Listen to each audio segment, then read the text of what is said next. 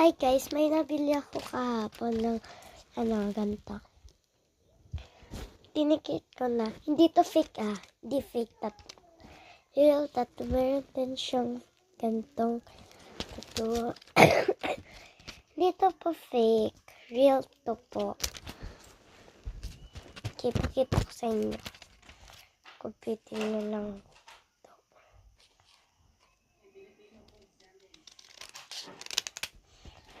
Yan, ganyan. Pitin natin itong. Yan. First, I go put ito. Try natin ito. Sa baba.